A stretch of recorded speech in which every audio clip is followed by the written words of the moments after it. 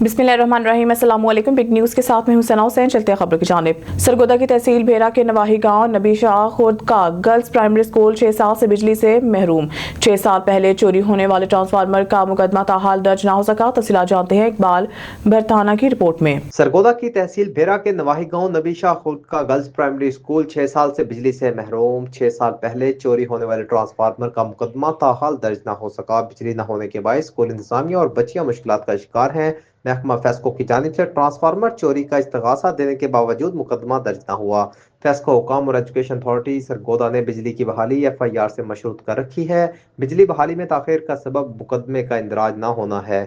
District police officer Sargodha 6 साल से ज़ेर इल्तवा इस्तगासा के इंदराज में अपना किरदार अदा करें। स्कूल में पीने का पानी न होने से बच्चियों को शदीद मुश्किलात का सामना है। गर्मी की आमद से कबल स्कूल की बिजली बहाल कराने के लिए खसूसी इक़दामात किए जाएं, अहलियान इलाका का मुतालबा था। मोहम्मद इकबाल बरताना, बिग न्यूज़ भेरा।